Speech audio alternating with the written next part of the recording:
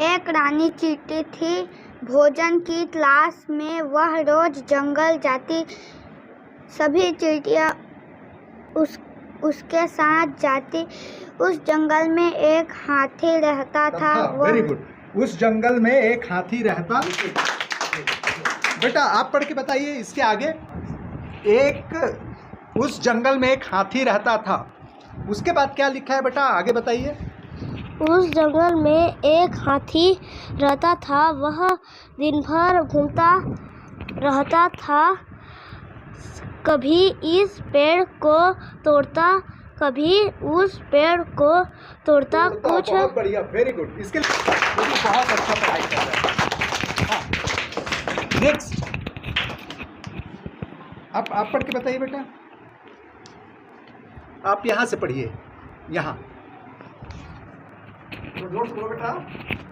लंबी लंबी सूंड में पानी भरता और नहाता।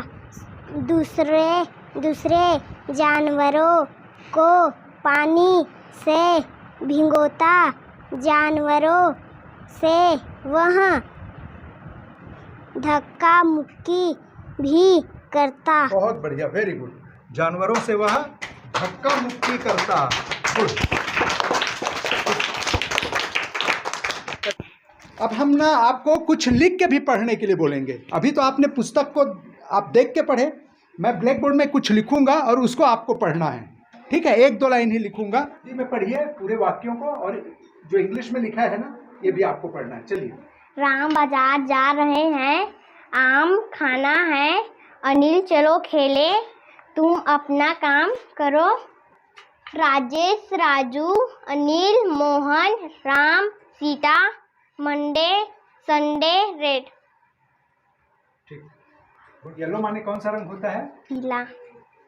पीला, ठीक है।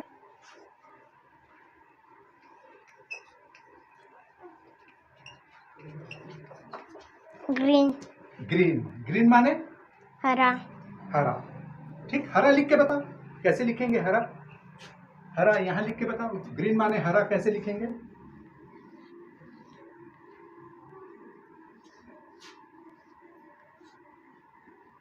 वेरी गुड, ठीक। ताली बजाओ इसके लिए।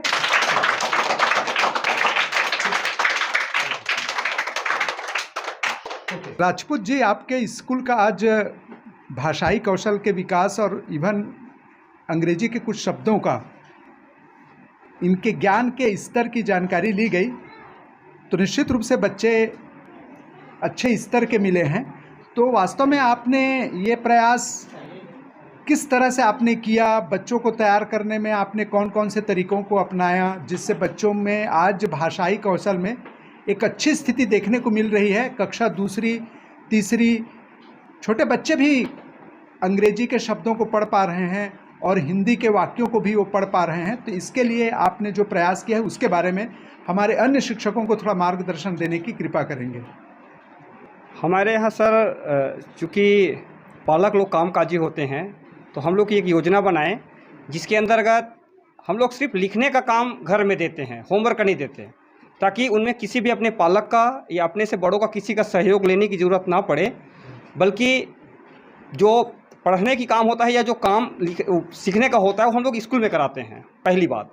दूसरी बात ये है कि हम बच्चों की ग्रुप बनाए हैं, ताकि जो कोई भी अगर हम काम दे रहे हैं उस काम में अगर बच्चे को थोड़ा बहुत कहीं परेशानी है तो उसके बीच बीच में मोहल्ला में 5-7 छोटा सा गांव है, उस हिसाब से हम लोग लगभग 10 ग्रुप बनाए हैं। और उस ग्रुप में वो बच्चे जाते हैं और किसी प्रकार का कोई उसको समस्या है तो उस ग्रुप में वो डिस्कशन करके उसको समाधान हम लोग करते हैं मिल करके। गुड।